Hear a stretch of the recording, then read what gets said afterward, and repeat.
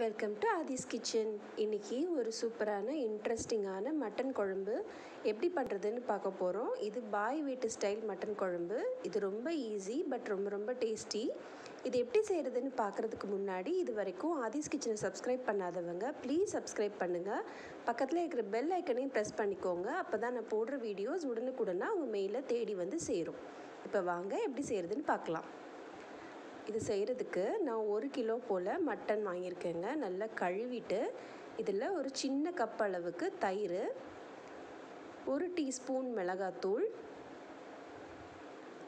ஒரு 1/4 ஸ்பூன் போல் மஞ்சள் தூள்,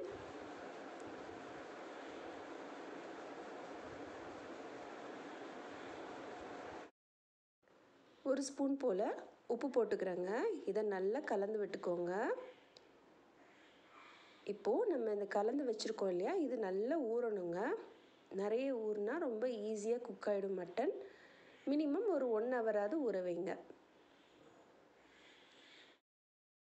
இந்த மட்டன் ஊற தாங்க டேஸ்ட்டு. இது ஊறட்டும். இப்போது ஒரு குக்கரில் 2 டேபிள் ஸ்பூன் அளவுக்கு எண்ணெய் ஊற்றிருக்கேங்க. அதில் 2 கிராம்பு, 2 ஏலக்காய், ஒரு சின்ன துண்டு பட்டை போட்டுக்கிறேன். அதுக்கப்புறமா 2 பச்சை மிளகாவை கீரி போட்டிருக்கேங்க. ஒரு கொத்து கருவேப்பிலை போட்டிருக்கேன். இதில் 2 டேபிள் ஸ்பூன் அளவுக்கு இஞ்சி பூண்டு பேஸ்ட் போட்டிருக்கேங்க. இப்போ இஞ்சி பூண்டோட பச்சை வாசனை போகிற அளவுக்கு இதை வதக்கிக்கணும்.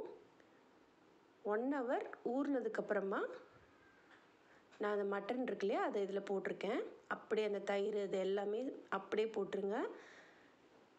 நல்லா கலந்து விட்டுக்கோங்க. தயிர் பார்த்திங்கன்னா உங்களுக்கு லைட்டான ஒரு புளிப்பு டேஸ்ட் கொடுக்கும். அது மட்டும் இல்லாமல் மட்டனை நல்லா குக் பண்ணுறதுக்கு ஹெல்ப்ஃபுல்லாக இருக்கும். சாஃப்டாக இருக்கும் மட்டன், ஜூஸியாக சூப்பர்பாக இருக்கும். இப்போது இதில் 1 ஸ்பூன் அளவுக்கு மிளகாத்தூள் போட்டுக்கிறேங்க. 1 ஸ்பூன் அளவுக்கு காஷ்மீரி மிளகாத்தூள் போட்டிருக்கேன். இது கலருக்காக, நல்லா ரிச்சாக ஒரு கலர் கொடுக்கும், அதுக்காக இது போட்டிருக்கேன். அது இல்லைன்னா ஒன்றும் ப்ராப்ளம் இல்லை.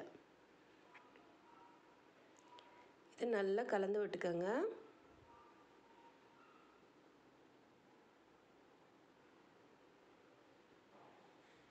இது எனக்கு என்னோடய ஃப்ரெண்டு ஒருத்தங்க முஸ்லீம், அவங்க சொல்லி கொடுத்தாங்க. ரொம்ப டேஸ்ட்டாக இருக்கும். கண்டிப்பாக ட்ரை பண்ணி பாருங்கள். இதோட 3 ஸ்பூன் அளவுக்கு தனியாத்தூள் போட்டுக்கிறேங்க. போட்டு நல்லா மிக்ஸ் பண்ணிக்கோங்க.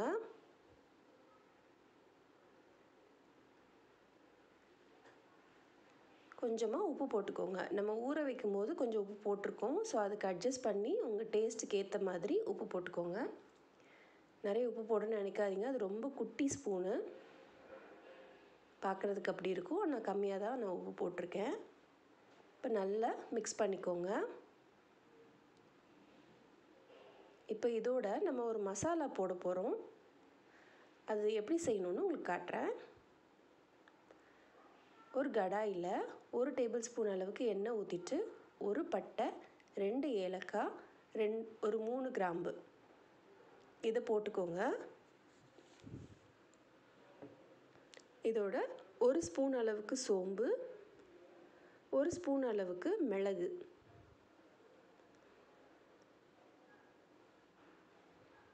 இதை நல்லா வதக்கி விட்டுக்கோங்க.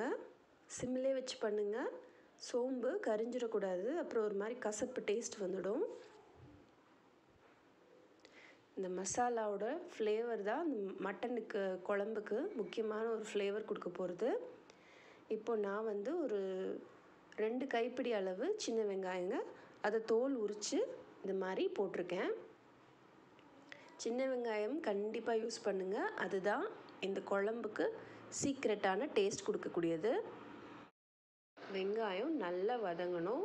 வதங்கினதுக்கப்புறமா ஒரு 2 தக்காளிங்க, சின்ன சைஸ் தக்காளி நீளமாக நறுக்கி வச்சுருக்கேன். அதையும் இதோடு போட்டு நல்லா வதக்கிக்க போகிறோம். தக்காளி நல்லா கூலாக வதங்கணும். இதுக்கு இடையில குக்கரில் நம்ம வச்சுருக்கோம் இல்லையா, மட்டன் வந்து நல்லா ஒரு கொதி வரட்டும். அதுலேருந்து தண்ணி விட்டு ஒரு கொதி வந்துட்டுருக்கும். அதுக்கு இடையில் நம்ம இந்த மசாலா அரைச்சிக்கலாம். 1 ஸ்பூன் அளவுக்கு நான் இதில் மிளகாத்தூள் போட்டிருக்கேன். இது செம்ம யம்மியாக இருக்குங்க இந்த குழம்பு. இதுக்கு நீங்கள் வந்து ஆல் இன் ஆல் குழம்பு எல்லாத்துக்கும் யூஸ் பண்ணலாம். சாதம், சப்பாத்தி, புல்கா, இட்லி, தோசை. பாருங்கள் இந்த மாதிரி அரைச்சிக்கிறேன். அரைச்சிட்டு அதை இந்த கிரேவியில் போட்டுறேன். ஸோ வெங்காயம், தக்காளி, பட்டை, கிராம்பு, ஏலக்காய், சோம்பு, மிளகு இதெல்லாம் வதக்கிட்டு நம்ம வந்து பேஸ்ட்டாக அரைச்சிட்டு 1 ஸ்பூன் மிளகாத்தூள்னு போட்டுட்டு பேஸ்ட்டாக அரைச்சி இதில் போட்டோம். இப்போது ஒரு 1/4 கப் போல் தண்ணி ஊற்றிக்கிறேங்க. உங்களுக்கு எந்த அளவுக்கு திக்னஸ் வேணும் குழம்பு அப்படிங்கிறதுக்கு ஏற்ற மாதிரி நீங்கள் ஊற்றிக்கோங்க. இது ஃபஸ்ட்டு நீங்கள் பார்க்கும்போது முடிச்சதுக்கப்புறமா கொஞ்சம் தண்ணியாக இருக்கிற மாதிரி இருக்கும் குழம்பு. ஆனால் அதில் நம்ம தனியாத்தூள் சேர்த்துருக்கிறதுனால டைம் ஆக ஆக கொஞ்சம் கிரேவி கன்சிஸ்டன்சிக்கு கொஞ்சம் திக்காகிடும். ஸோ நீங்கள் அதை அட்ஜஸ்ட் பண்ணி உங்களுக்கு எந்த மாதிரி வரணும் குழம்பு அப்படின்றதுக்கு தண்ணி நீங்கள் அட்ஜஸ்ட் பண்ணி ஊற்றிக்கோங்க. இப்போது நல்லா மிக்ஸ் பண்ணிவிட்டு குக்கரை மூடியாச்சு. விசில் போட்டுருங்க. ஒரு 5 விசில், அப்புறம் 5 நிமிஷம் சிம்மில் வச்சுட்டு அடுப்பை ஆஃப் பண்ணிவிடுங்க. பாருங்கள், தக்க தக்க தக்கன்னு மணக்க மணக்க செம்ம கலக்கலான ஒரு பாய் வீட்டு மட்டன் குழம்பு டேஸ்ட்டாக இருக்குது. பார்த்தீங்களா, பார்க்குறதுக்கே யம்மியாக இருக்குது. சாப்பிட்றதுக்கும் ரொம்ப ரொம்ப டேஸ்டியாக இருக்கும். கடைசியில் ஒரு கொத்து கொத்தமல்லி தூவி அடுப்பை ஆஃப் பண்ணிவிடுங்க. நீங்கள் இன்னும் கொஞ்சம் வேணும், திக்காக வேணும்னா நீங்கள் அடுப்பில் ஒரு 5 மினிட்ஸ் வச்சுட்டு அதுக்கப்புறம் கொத்தமல்லி தூவிக்கலாம். கண்டிப்பாக ட்ரை பண்ணிவிட்டு உங்கள் ஃபீட்பேக்கை மறக்காமல் கமெண்ட்ஸில் சொல்லுங்கள். பாய்.